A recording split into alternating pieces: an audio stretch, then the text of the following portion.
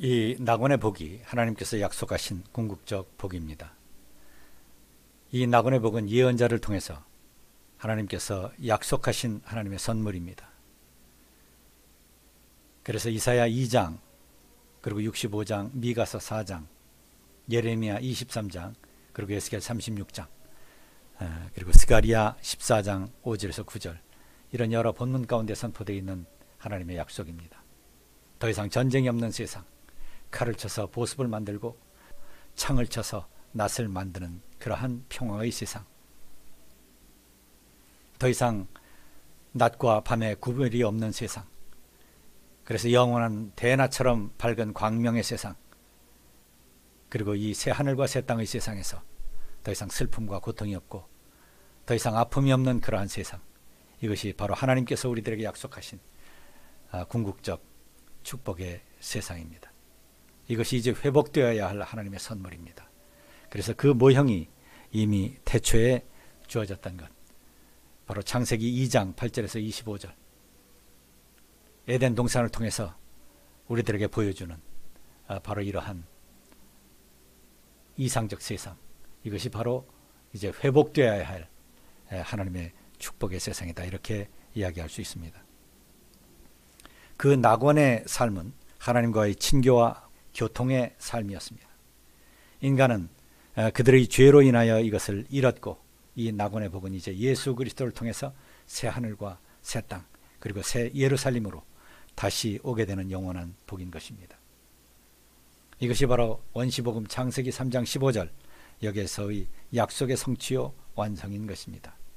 그리스도가 주시는 이 영원한 복은 인간에게 결코 포기될 수 없는 그런 하나님의 선물입니다. 그래서 박해 가운데서도 인내함을 통해서 이것을 소망하고 기대하고 누리기를 간절히 바라는 우리들의 목표가 되어야 되는 그런 것이다. 그래서 박해 가운데서도 인내로 극복할 만한 그런 절대적 가치가 있는 하나님의 선물이다, 이렇게 이야기할 수 있습니다. 성경의 복은 이 영원한 복과 함께 이 세상에서의 삶의 풍요를 포함합니다. 이것이 다소 세속적인 듯 보이지만 성경은 결코 우리들의 구체적인 삶 속에서의 풍요와 번영과 성공의 복을 경시하지 않습니다. 예수께서 병자를 치유하셨으며, 그리고 제자들에게 그들이 전도하며 머물 집에 들어갈 때 평안을 비는 인사를 하라고 명하십니다. 여기서 평안을 비는 것, 에이레네 샬롬, 이러한 인사를 하라고 명하시고요. 그것이 마태복음 10장 7절에서 13절에 언급됩니다. 그리고 예수 그리스도께서 어린아이들을 품에 안으시고 그들 위에 안수하시고 축복하셨습니다. 자, 이 내용이 마태복음 19장 13절에서 15절, 그리고 마가복음 10장 13절에서 16절, 그리고 누가복음 18장 15절에서 17절, 여기에 언급되는 내용입니다. 그 가운데 특별히 마가복음 10장 16절 보시게 되면 여기에 카테올로게오라고 하는 단어가 나옵니다. 카테올로게오라고 하는 말은 이제 축복하다, 복을 빌다라고 하는 의미를 가진 단어입니다. 유일하게 신약성경에서 한 번 나오는 단어입니다. 이 단어는 신약성경의 히브리어 번역성경, 다시 말해서 하베리트 하다샤라고 하는 그런 성경을 보게 되면 여기에서 바라크, 구약 성경에서 축복하다, 복을 빌다, 복을 주다라고 하는 그런 바라크라고 하는 동사의 PL형, 강세형으로 나타납니다. 그래서 바예바라켐이라고 하는 그런 표현으로 나타나고 있는 것을 볼 수가 있습니다. 다시 말해서 예수 그리스도께서 아이들을 안으시고 그들을 안수하시고 복을 비셨다, 축복하셨다라고 하는 의미로 나타납니다. 이것은 곧 예수 그리스도께서 우리 모두에게 바로 이런 복된 삶, 샬롬의 삶, 에이레네의 삶, 베라카의 삶, 이 복된 삶을 원하고 계셨다라고 하는 사실을 얘기하고 있는 것입니다. 성경은 또한 이러한 복을 약속하되 동시에 하나님이 주시는 강복의 조건도 명시합니다. 다시 말해서 하나님의 말씀에 대한 순종, 하나님과의 바른 관계, 그리고 영적, 윤리적 바른 관계가 요구된다라고 하는 것입니다. 그래서 신명기 7장 12절 13절, 그리고 28장, 레위기 26장 이런 것을 참고하시면 되겠습니다. 시편 112편 1절에서 2절 보시면 여호와를 경외하며 그 계명을 크게 즐거워하는 자는 복이 있도다. 그 후손이 땅에 강성하며 정직자의 후대가 복이 있으리로다. 이렇게 말씀하십니다. 그래서 참고 본문으로서 시편 128편 1절에서 4절, 106편 그리고 137편 그리고 잠언 16장 20절 그리고 14장 29장 28장 14절 등의 본문을 보시면 되겠습니다. 다시 부연해서 이러한 면모는 요한계시록 21장 22장 여기 새하늘과 새 땅의 소망에도 반영이 되어 있는 내용입니다. 물론 종말론적 세상이기는 하지만 여기서도 건강과 평강과 기쁨과 안녕의 삶 이러한 내용들이 서술되고 있는 것을 관찰할 수가 있습니다. 요한계시록 21장 1절 보시겠습니다.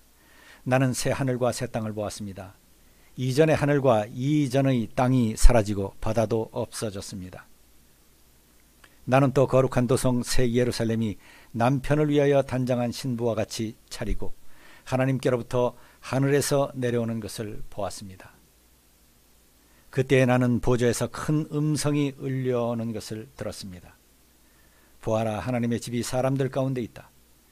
하나님이 그들과 함께 계실 것이요 그들은 하나님의 백성이 될 것이다. 하나님이 친히 그들과 함께 계시고 그들의 눈에서 모든 눈물을 닦아주실 것이니 다시는 죽음이 없고 슬픔도 울부짖음도 고통도 없을 것이다. 이전 것들이 다 사라져버렸기 때문이다. 요한계시록 21장 1절을 보시면 천사는 또 수정과 같이 빛나는 생명수의 강을 내게 보여주었습니다.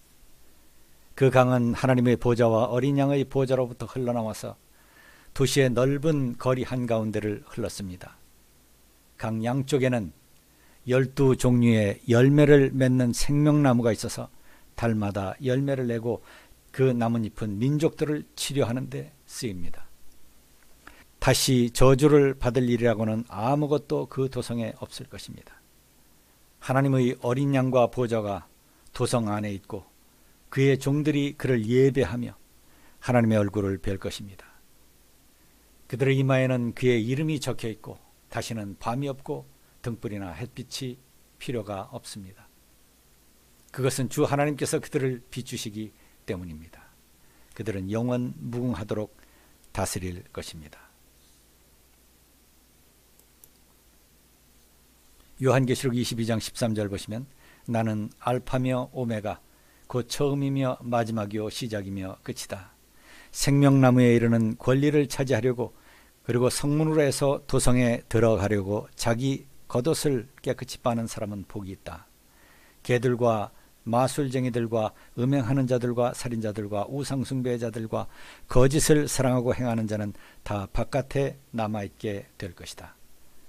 나 예수는 나의 천사를 너희에게 보내어 교회들에 주는 이 모든 증언을 전하게 하였다. 나는 다윗의 뿌리요 그의 자손이요 빛나는 샛별이다.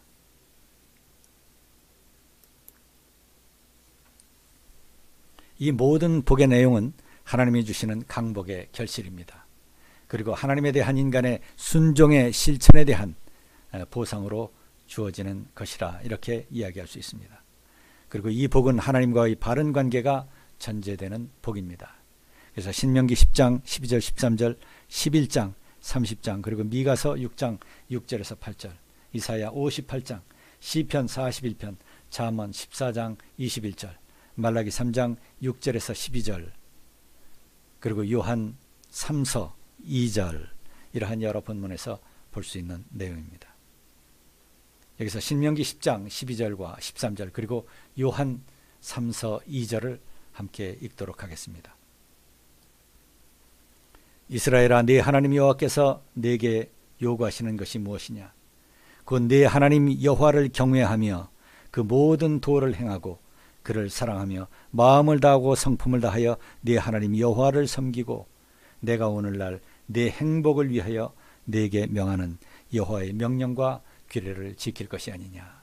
신명기 10장 12절 13절의 말씀입니다. 그리고 사랑하는 자여 내 영혼이 잘됨 같이 내가 범사에 잘되고 강건하기를 내가 간구하노라. 요한 3서 2절입니다.